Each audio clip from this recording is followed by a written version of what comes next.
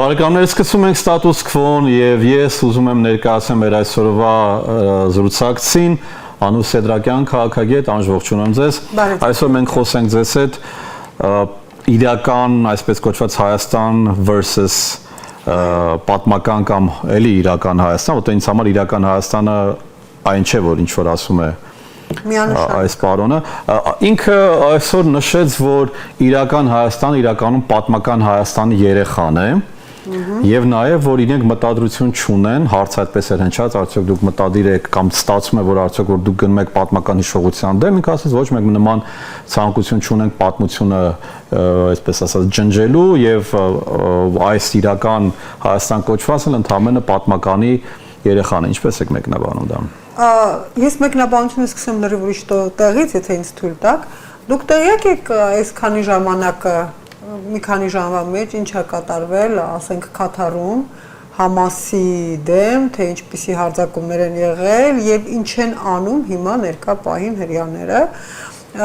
նշելով, որ իրենք չունեն ոչ մեկի համաձայնությունը։ Եվ վերջին ֆրազը, որ ես լսեցի հրեական բանակի գեներալներից մեկից, որ եթե դու ուզում ես մի բանի համար թույլտվություն խնդրես եւ գիտես, որ դա քեզ մերժելու են այդ քո խնդրանքը։ Ավելավետ չխնդրի։ Պարզապես մի խնդրիր այդ թույլտվությունը եւ արա ինչ որ պետք է քո երկրի համար։ Մասնավորապես Իսրայելի պաշտպանության համար պետք է ընդլայնել սահմանը եւ մենք այն ընդլայնելու ենք ցանկացած գնով։ Եվ հիմա ինձ բոլորը կասեն դուք կրկին հրեաների գովազդ եք անում, ոչ, ես գովազդ եմ անում մարդկանց, որոնց առաջին մտահոգությունը սեփական երկրի, սեփական տեսլականի եւ ամենակարևորը սեփական երազանքի իրականացումն է։ Ինչի եմ ես ասում պատմական եւ իրական Հայաստանի մասին, պատմական Հայաստան ասելու դե գնանք մինչև Տիգրան Մեծի պատմական Հայաստանը, ինչ տարբերություն, չէ՞, կամ պատմական տարբեր պերիոդներ, որոնցից յուրաքանչյուր մեկը կարելի է իբրև պատմական մոդել որդեգրել եւ այդպես էլ շարունակել։ Օրինակ մենք ունենք այդ պատմական մոդելը, որ ինձ համար մի քիչ բանա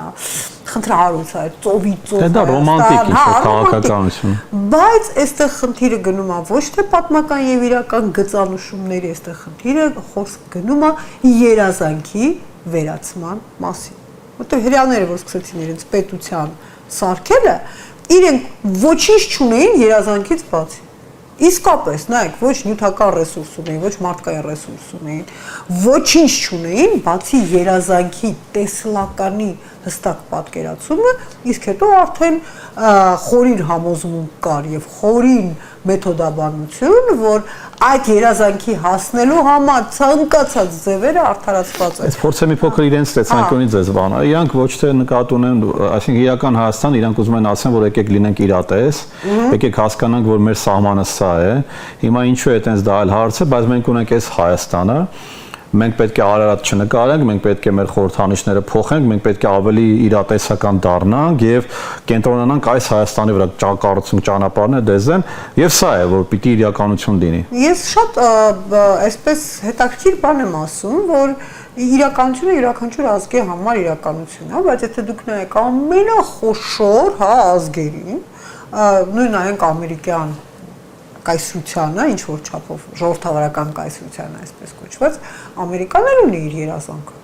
Ասենք դա մարդու իրավունքների պաշտպանությունն է ողջ աշխարհում եւ նրանք լավ իրոք դուք հավատում եք որ իրենց խնդիրը աշխարհում մարդու իրավունքներն համենայն դեպս եթե ազգը չունի ունի ժամանակեր անցավ գնաց խաղալիքեր խաղացին փրկան գնացել ես ասեմ Գևորգ ջան մենք կարող ենք դրա մասին տարբեր պատկերացումներ ունենալ բայց այդ պատկերացումները չունեն ամերիկացիները որտեղ եթե ամերիկացիներին խոսացնում ես նրանք վստահ են որ նրանք մեծ առաքելության կրող են ռուսները իրենց թեթևը թուլացավ է թեթևը չկա ռուսները իր հերթին վստահ են որ բայց Թրամփը համարում է, որ ինքը եկել է ողջ աշխարհում խաղաղություն հաստատել։ Խաղաղություն հաստատել, բայց ոչ մարդու իրավունքներ։ Չէ, ինչ կապ ունի առաքելությունները յուրաքանչյուր ազգի, յուրաքանչյուր կառավարության համար միշտ գտնվում են տվյալ երկրի իրական պատկերացումներից եւ իրական հնարավորություններից դուրս, որովհետեւ ազգը ապրում է, բարգավաճում է, եւ կարողանում է ընդլայնվել եւ ռեսուրս գտնել, ինչպես նաեւ մարդը։ մարդը։ Դա խոսում է քաղաքական էլիտայի մասին, հասարակ ամերիկացու ընդհանրապես միևնույն է, նույնիսկ կողքի նահանգում ինչ է կատարում, որ մնաց է աշխարհում։ Ես որ քաղաքական էլիտաները որոշում են երկրի քաղաքականությունը, որոշում են երկրի ռազմավարությունը, ռազմական բյուջեն, այսինքն տեխնոլոգիական եւ միլիտարիստական զինվելու կարողությունը, եւ նաեւ այդ բոլոր էլիտաներն են որոշում, թե այդ երկիրը ինչ դերակատարում պետք է ունենա։ Դա հասկանալի է, բայց ես ուրիշ բան եմ ասում։ Դա ոնց եկեք վերադառնանք մեր։ Ես այնուամենայնիվ շարունակում եմ կրկնել, որ եթե մենք խոսում ենք Արարատի մասին, օրինակ, Արարատը իբրև հնարավոր երազանք, իրական Հայաստանին բոլորովին չի խանգարում։ Մարդիկ ունեն պատմական հիշողություն եւ մարդիկ ունեն ապագայի երազանք եւ նրանք ունեն սիմվոլիկ կարևոր բան, այսինքն այս գործընթացը ոչ թե պատմության, այլ պատմական հիշողության դեմ է, այսինքն մեր մեջից հանելու եւ ոչ միայն հիշողություն, այլ երազանքի։ Երազանքը եւ հիշողությունը, որտեղ միայն հիշողությունը այդ ուժգնությունը չունի։ Կա երազանք եւ խնդիրը բոլոր մակարդակներով եւ դա յուրաքանչյուր թշնամու վերջնական նպատակն է այնպես անել, որ ազգը իր թշնամի չունենա կռվան, որի վրա կարողանա հենվել, որի դեպքում կարողանա ստերիլ, էլի, այսինքն ստերիլիզացիա։ Այո, մարդ, որը միայն, այսինքն ինչ ասել է իրական սահմանով։ Այդ իրական սահմանը որպես այդպեսին հիմա դարձել է արդեն տրանզիտ ճանապարհ իրենց գծած ճանապարհով։ Այսինքն սպասարկող բենզակալոն կա, հա, իդեպ դրա դեմ ընդվզեց Ռուսաստանը։ Իհարկե շատ անհաջող ընդվզեց, որովհետև հիմա դրա արդյունքները քաղում է ու շատ վատ է քաղում, բայց ծրագրված է Ռուսաստանը իբրև այսպես կոչված բենզինի սպասարկման կենտրոն, որ ողջ աշխարհից սպասարկում է հումք եւ դրա համար խելոք ապրում է իր տեղում։ Ռուսաստանը այդ դերակատարման հետ չի համաձայնվում, որովհետև հասկանում է, որ հենց համաձայնվի ինքը կործանված է։ Այդ կարող է լինել անգամ սխալ առաքելություն, այդ կարող է լինել շատ ցավոտ առաքելություն, ինչպես օրինակ հрьяաներինը, չէ՞, պաղեստինցիների համար դա ցավոտ առաքելություն է։ Բայց սա բանը այս աշխարհն է, dog eat dog world-ն է, եւ մարդիկ, ովքեր պայքարում են իրենց առաքելության համար, նույնիսկ եթե դա դիմացինի համար սխալ է, ձեզ պայծառ օրինակ, Ալիևը պայքարում է Հայաստանը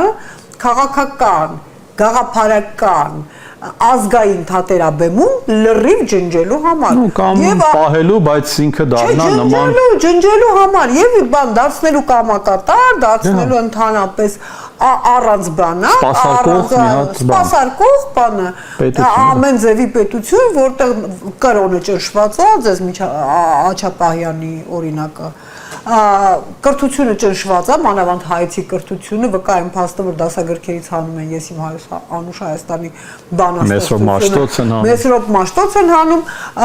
այսինքն ճնշված է հումանիտար բաղկացուցիչը, իսկ դու գիտեք, չէ՞ ինչ է հումանիտար բաղկացուցիչը։ Հումանիտար բաղկացուցիչը բարոյականության օրորոցն է։ Ազգի բարոյականության, մարդու բարոյականության օրորոցն է։ Այդ օրորոցը վերացնել, խնդրեմ, տեսեք ոնց են աշխատում իրական մարդիկ, ովքեր տեսնում են իրական առաքելություն։ Ալիևը ունի առաքելություն, մեզ ոչնչացնելու եւ նա դա կատարում է հրաշալի կերպով։ Դրա համար եմ ասում, առաքելությունից, երազանքից ազգի զրկելը ոչ թե ազգին խաղաղություն եւ բարեկեցություն բերելն է, այլ ազգին մանկուրտացնելով զրկել հնարավոր զարգացման ռեսուրսից եւ գիտեք դա ինչ է բերում, ինչի իրանք տեղյակ չեն Հայաստանի արտագաղթի չափերի, ինչի իրանք տեղյակ չեն Հայաստանի արտագաղթի ցանկությունների չափերի,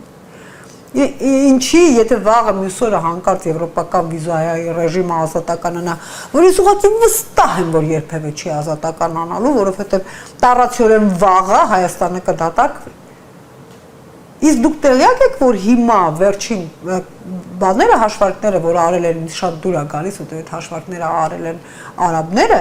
Ուկրաինայում մեծ ներհոսք է սպասվում, նոր ռազմականացման փուլ է սպասվում եւ բանակ հավաքագրողների թիվն է շատանում, գիտեք ինչի, որովհետեւ կամավորը, չէ, դուք հավատաք, ես ինչ որ ասեցին, ես չեմ հավատում, որ Ուկրաինայում այսօր կա լուրջ ներուժ մարդկային ռեսուրսի առումով։ Բոլոր փաստաթղթերը հակառակն են ցույց տալիս եւ ընդհակառակը դա ամենամեծ խնդիրն է, որ Ուկրաինան այսօր կանգնած է մարդկային ռեսուրս։ Միլիոններով դուրս են եկել եւ չեն վերադառնում այդ մարդիկ։ Ես ասում եմ ձեզ, որ ներկա պահին իրենք են նշում, որ անգամ զորակոչի ժամանակ չեն կարող իրենք պարտադրել մարդկանց գնում են։ Նայել եք, ես կուղարկեմ այդ չարթերը։ Գևոր ջան, դրա մասին չի խոսքը։ Խոսքը նրա մասին է, որ ուկրաինական հավաքական կամքը էլիտայի բերեց նրան, որ բացարձակ ամերիկյան։ Հա, բայց ում հաստատ օրինակ Ուկրաինան մի կողմ թողնենք, իհարկե տարածքային բաները շատ կարևոր է, բայց Ուկրաինայի բանը ո՞րն է։ Եվրամիության համար է կռիվ անում։ Ուկրաինան կռիվ է անում նրա համար, որ կարողանա իբրև առանձինած գոյություն ունենալ։ Եվ դա իրենց իրոք մաքուր առաքելությունն է եւ մաքուր իրավունքն է։ Իդեպ այդ կռիվը նոր չի։ Այդ կռիվը վաղուց կռիվ է, Տարաս Շևչենկոյի ամբողջ Բա Եվրամիությունը ինչ կապ ունի, Եվրամիության դրոշ ինչ կապ ունի։ Որովհետև իրենք ընկալում են իրենց Եվրոպայի մաս եւ անկեղծ ասեմ, ես եւ մշակութաբանորեն Հայաստանն էլ է Եվրոպա։ Ուղղակի մենք այնտեղ որևէ մուտք չունենք։ Հայաստանը։ Դե Հայաստանը Եվրոպա է, ո՞րն է։ Ես այդ ասինքն մենք խնդիր ունենք ինչ-որ մեկի մաս լինելու, ինչ-որ կայացածի մաս լինելու։ Մենք չենք կարող մենք լինել մենք մեզնով։ Մենք չէ, մենք իհարկե կարող ենք լինել կայացած։ Բայց չպետք է մաս լինենք պարտադիր ինչ-որ մեկի։ Գևորգ ջան, մենք հիմա խոսում ենք լրիվ տարբեր բաների մասին։ Ճիշտ է, լավ։ Հա, չէ, ես հիմա ուզում եմ ճշգրտեմ, խոսքը նրա մասին է, որ կան մի քանի պրոյեկտ։ Օրինակ նայեք, Ռուսաստանը իր ֆիզիկական, ընդ որում դա իմ բառերը չեն, կոդկին բառերն են։ Ֆիզիկական հատվածով գտնվում է Եվրոպայում, բայց ինստիտուցիոնալ ձևով ինքը Ասիա է, ինքը ինստիտուցիոնալ առումով եվրոպական։ Հայաստանն է եվրոպական ինստիտուցիոնալ։ Ինստիտուցիոնալի մասին չեմ հիմա ասում, մենտալիտետով ինքը Ասիա է։ Եվ դրա համար ինստիտուտները Ահա ո՞րն է մենտալիտետով Ասիա, ինչ արտա, այդ չափման միավորը, մենտալիտետով Ասիա ո՞րն է այդ։ Այո, ես Գևորգ ջան, ես հասկանում եմ, հա։ Չէ, ես դա գլոբալ թեմա է։ Կանացումը ձեզ նյարդայնացնում է, բայց ինձ ընդհանրապես ինձ նյարդայնացումը Հայաստանի վերաբերյալ, Ռուսաստանից ընդհանրապես միևնույնն է։ Ես որ Հայաստանը Ռուսաստանի ասական։ Ես արդարության կողմնակից եմ, միևնույնն է ընդհանրապես բոլոր երկրները ուզում են Ասիա լինել։ Ուղղակի այդ հանգիստ անցումները, սա Ասիա է, սա մենք Եվրոպա ենք, այսինքն Ռուսաստանը Ասիա է, մենք Եվրոպա ենք, հա։ Ես կարծում եմ այսպես, որ մեր մշակութային եւ մեր մտածողության հիմնական վեկտորը շատ ավելի ռուսական արևմտյան է, շատ ավելի եվրոպական է, քան ասիական։ Դա ո՞րն է եվրոպական մտածողությունը։ Ո՞րն է։ Այսինքն դա ինչ մտածողություն է եվրոպական մտածողություն։ Դե լավ, եթե դուք ինձ տալու եք դեպի մշակութաբան։ Չէ, չեմ ուզում ուղղակի այդպես հեշտ ասել, ես ինձ համարում եմ հայ եւ ես չեմ պատկերացնում, որ ինձ համար անհրաժեշտ է ասոցիացվել մեկ ուրիշ պետության կամ մշակույթի հետ։ Չունի պետություն։ Այսինքն հայկական մշակույթը մի կողմ եւ պետք է անպայման մենք եվրոպական։ Հայկական մշակույթը քաղաքակրթական իր մոդելավորմամբ եվրոպական մշակույթ է։ Հայկականը հայկական է, եվրոպականը ընդ որում եվրոպականն է տասնյակ ձևեր ունի եւ ֆրանսիացին չի անում եվրոպացի, ֆրանսիացին ֆրանսիացի է։ Եվ ինքը չի ասում ես եվրոպական մշակույթի կրող եմ, ինքը ֆրանսիական մշակույթի կրողն է, գերմանական մշակույթի կրող է, դա մեզ համար է ընդհանուր։ Շատ սխալվում եք, որտեղ չեմ սխալվում, տարիներ շարունակ եմ ապրել այնտեղ։ Քաղաքական դաշտը, օրինակ, շատ լավ բաժանում է, այսպես ասած, աչերի։ Դա քաղաքական եվրոպակայի, դու քաղաքական մշակույթի մասն եք խոսում, ոչ թե մշակութային Եվրոպայի։ Մշակութային Եվրոպայի մեջ, օրինակ, էլեմենտար բան կա, Եվրոպան եւ Ասիան մենք բաժանում ենք նրանով։ Հիմա այս ընկերը եվրոպական մտածողություն ունի, երկրի ղեկավարը ունի, տեսեք, փող կապել, եվրոպական պիջակ է հագել, այսինքն հայկական տարազով չի, ամբողջությամբ իրան նմանեցին։ Հայաստանի ոչ մի ղեկավար չկար, որ փողկապ չէր կապում եւ եվրոպական պիջակ։ Այսինքն սա է եվրոպական լինելը։ Չէ, իհարկե, դա չի խնդիրը, որովհետեւ անտուրաժը եւ անտրիբուտը ոչ մի կապ չունի եվրոպական մտածողության հետ։ Եթե մարդը ո՞վ է այդ եվրոպական մտածողության կրողը։ Դուք ենթադրենք, որ դուք ձեզ համարում եք եվրոպա մեջ, օքեյ։ Մենակ դուք եվրոպական մտածողության կրող, բայց դրանից առաջ եվրոպական մտածողության կրողը օրինակ մեր գրականությունն է, մեր էպոսն է, մեր մշակույթն է։ Մեր էպոսը եվրոպական է։ Միանշանակ։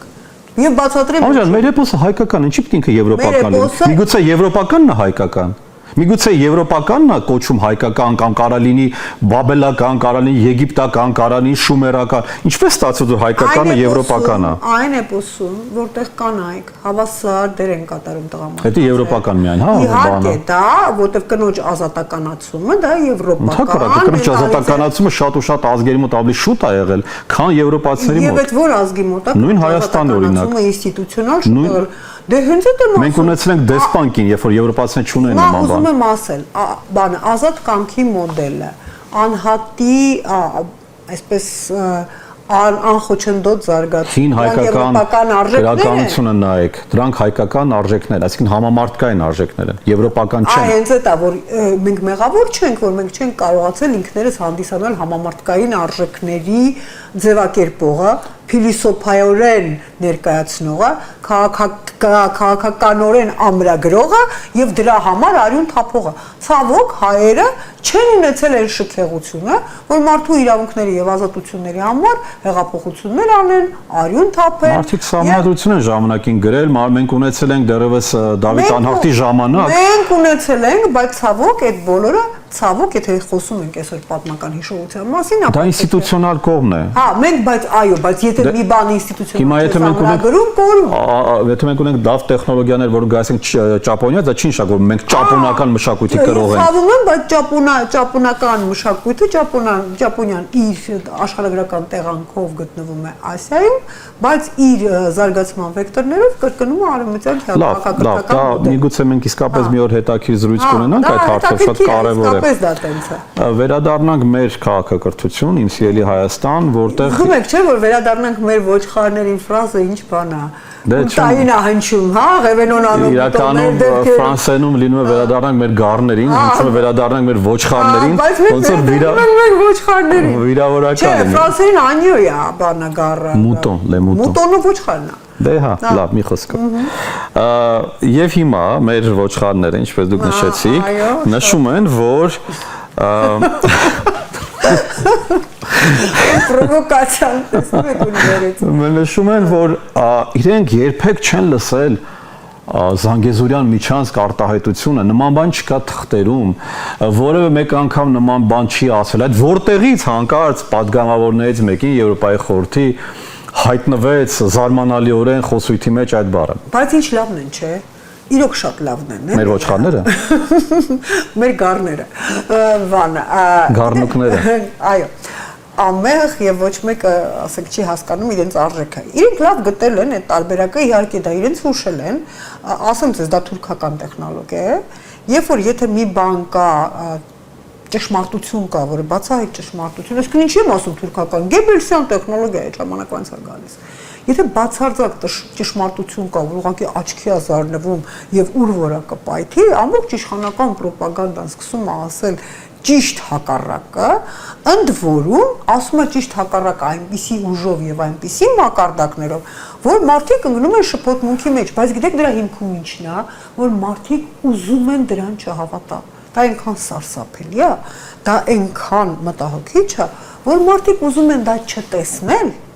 աչքերը փակել ու ասել, դե մի բան գիտեն, հո իրանց վնասը չեն, այդպես Արցախը հայաթափվեց, այդպես տերիտորիաները տվին, որտեղ ոչ ոք չէր հավատում, ասենք նույնիսկ իշխանությունից այն ժամանակ մարդիկ կային, ու մերձակա, ասում էին բացառված է, որ Արցախը հայաթափվի, դա լինելու բան չի, բացառված է, որ այդ պատերազմը արյունոտ լինի։ Հիմա այդ տեխնոլոգիան իրեն կերցնում է, այսինքն մարդկանց վրա շարունակում է ազդել, որտեղ մարդիկ, տեսեք, մարդիկ փորձել են բոլոր ձևերը, մեր փառապանց ընդդիմությունը, որտեղ այդ ոչխարներն էլ պետք է անդրադառնալ, բանը, մենք միմիայն խոսում ենք ֆրանսիական ասացվածքի մասին, ոչ մեկին անձնական վիրավորած չէ։ Այո, դա բանը, այսինքն մեր փառապանց ընդդիմությունը քանի անգամ կազմակերպել է տարբեր մակարդակով մարդաշատ հավաքներ, որտեղ անկեղծ էր եւ վրդովմունքը, եւ համոզմունքը, որ ինչ-որ բան կարելի է փոխել, եւ ուղղակի այն ցավը, որ մարդիկ իրենց մեջ կրում էին, նրանք բոլորը բերել էին հանել էին փողոցներ։ Ինչ եղավ արդյունքում։ Արդյունքում բացահայտորեն ոչ թե մարդիկ ցրվեցին, այլ մարդկանց ցրեցին անգործությամբ եւ պլանի բացակայությամբ։ Եվ այստեղից ես եզրակացություն ունեմ, որ բոլոր ընդդիմադիր հավաքները իշխանությունից ինչ-որ բան կորզելու մեթոդաբանություն է եւ իրականում մենք տեսնում ենք, որ շատ ընդդիմադիրներ իշխանության հետ համատեղ բիզնեսներ ունեն, համատեղ կնունքներ ծնունդներ ունեն, քիչ ամենում արդեն համատեղ երեխաներ ունեն, ամեն ինչը հնարավոր է։ Եվ տեսեք, երբ որ ժողովրդին ասում է լավ, ես ընդվզեմ, լավ, ես հասկանամ, որ ինձ խաբում են, բա հետո ես ինչ անեմ։ Եվ ահա մենք ասում ենք սա ինչ ժողովուրդ է, մենք սա ոնց ենք հանդուրժում։ Օրինակ կոնկրետ դուք, ես եւ այլոք ոնց ենք հանդուրժում այն վերահաս վտանգները, որոնք դեռ մեզ սպասվում են։ Տարբերակ չունենք։ Դե փորձում ենք հիմա նույնիսկ հաղորդումը ընդհանրենք միասին փորձել քննարկել, միգուցե գիտակցության վրա կարողանանք անդրազդել։ Թե օրինակ ես գիտեմ, մեր այս քննարկումը որ նայեն, ոչ թե մտածելու են, որ մենք միասին փորձում ենք ինչ-որ բան միասին ոչ թե առանձին, բայց քննադատել օրինակ են, որ ենթադրենք ես ես չեմ համաձայնում։ Հետո ինչ դա նորմալ է, յուրաքանչյուր բանավեճի բունեությունը անհամաձայնություն։ Այսինքն էլի էմոցիան են ուզենալու, ոչ թե իրականությունը։ Հա, բայց գիտեք, էմոցիան լավ բան է, եթե այդ էմոցիան կառուցողական է։ Իսկ էմոցիան կառուցողականը միայն սիրո եւ զարմանալիորեն այսօր երեխեքին այդ լեկցիան է կարդում տառապանքի անհրաժեշտությունը եւ տառապանքի արկայության դեպքում, որովհետեւ եթե դու չես տառապում, դու մարդ լինելու արժանի չես։ Կամ չես էլ կարող։ Հա, չես էլ կարող։ Հիմա այստեղ ասում են մի տառապեք, գրողը տանի, անջատեք ձեր ուղեղները։ Հիմա ձեզ համար Արարատը ցավ է, այո, Արարատը։ Դա լրիվ հեդոնիզմ է, լրիվ։ Հա, ցինիկ ընդ որում, որովհետև հեդոնիզմը մեկ ցինիզմը բացառում է, իսկ սա ցինիզմն է։ Իդեպ շատ լավ Յան Մագիլխրիստ է նյարդաբան, որը կատարել է մոտ 5 միլիոն ուղեղի սկանավորում, պատկերացնում եք այդ մարդը ինչ գործի վրա է, եւ պարզել է նաեւ IQ-ով, որ տպավորությունը, որ ցինիկները շատ խելոք մարդիկ են, բայց պարզվում է, որ ոչ, հենց IQ-ն պետք է շատ ցածր լինի, որ մարդը կարողանա ցինիզմի մեջ զարգացնել։ Բայց դա նպաստում է իր ինքնապահպանությանը, շատ ուժեղ ցինիզմը։ Հա, բայց ցինիզմը դա մարդուն բերում է նրան, որ ինքը մշտական հաղթող է դուրս գալիս։ Որտեվ այն տեղերը, որտեղ ինքը պետք է խղճանա, համամարտկային արժեքները, եվրոպական սկզբունքները, բարոյական սահմանափակումները, իրենք ստեղծում են, ես կարող պոդկաստ զայնագրեմ նարցիսիստական դարը եւ հայկական նարցիսիզմը քաղաքական։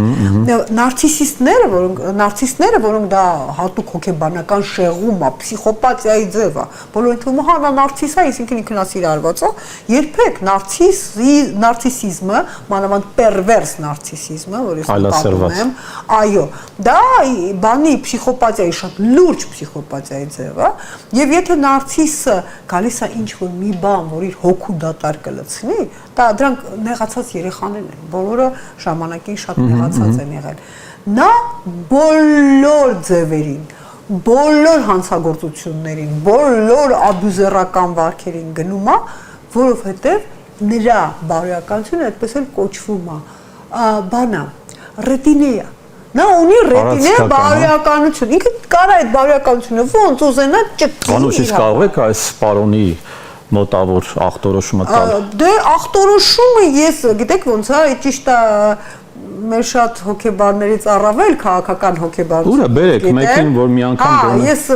ասում առավել գիտեմ հենց քաղաքական հոգեբանության նյուանսները, բայց իհարկե ոչ միայն իր մոտ, Տրամպի մոտ էլ, Զելենսկու մոտ էլ, իդեպ Պուտինի մոտ ոչ, երևում են բացահայտ նարցիսիզմի, բացահայտ դեմոնստրատիվ բաներ։ Բայց ավելի շատ ցածր ինքնագնահատականից է, թե բարձր ինքնագնահատականից է։ Չէ, երկու տիպի նարցիս կա, մեկը կոչվում է գրանդիոզ նարցիս, մյուսը covert նարցիս, այսինքն բացահայտ, օրինակ Տրամպը գրանդիոզ նարցիսա, չէ, ես ամեն ինչ գիտեմ, այս տղեն են, Ալբանիա, Սուպերմեն, բան։ Հա, այո, դա դեմենցիա չի, դա հենց գրանդիոզ նարցիսիզմն է, որտեղ ինքը վստահում, ինքը ինչ ասում է, ճիշտ է ասում, եւ եթե իր ֆանտազիաները այդպիսին են, թող աշխարհը համապատասխանի իր ֆանտազիաներին։ Իսկ covert-ը դա է մարդն է, որի միշտ ճնշված է եղել եւ վերջապես ստացել է իր էգոն հաստատելու, այո, հնարավորություն, եւ իրենք covert-ները շատ ավելի վտանգավոր են, որովհետեւ հիմնականում իրենց ծանոթ դերը դա զոհի դերն է։ Իրենք հանդես են գալիս զոհի դերում եւ շատ հաճախ այնով որ զոհա մարդկանց աչքին ներկայանում է իբրև մեկը, որը հենց ինքն է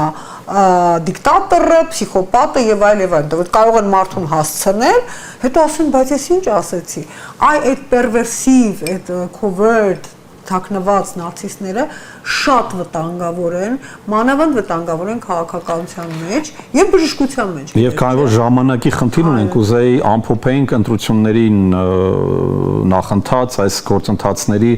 մի նկարագրությամբ արդյոք ըստ ձեզ ՔՊ-ն այսօր ունի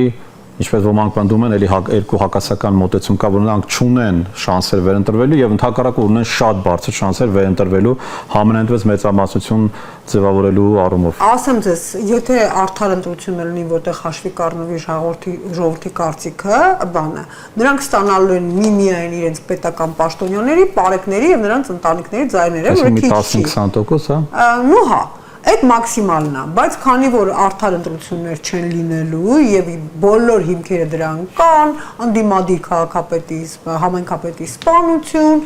անդիմադիր հոգեվորականի բանտարկություն, մենք տեսնում ենք, որ ամեն ինչը արվում է այնպես, որ ընտրությունների նախօրեին բոլոր հնարավոր անդիմադիր ձայները լրացվեն, ուրեմն այդ դեպքում իհարկե ԿՊ-ն բոլոր շանսեր ունի անարդար ընտրություն։ Բայց մենք նաև այլ ընտրանքի խնդիր չունենք, ով պիտի ներկայացնի, եթե մարդը չի ուզում ընտրի Փաշինյանին, ասում է ում եք առաջարկում Փաշինյանի փոխարեն։ Քոչարյան չեմ ուզում, Սերժ Սարգսյան չեմ ուզում, չգիտեմ, այդ նախկիններ չեմ ուզում, նորեն չկա։ Միշտ ասել եմ, այն որ երբ որ գնում էին այնպես հիմար ընտրություններ էին անում, ես միշտ ասել եմ, որ եթե մարդը, ասենք, ունենա քաղաքական ազնվություն,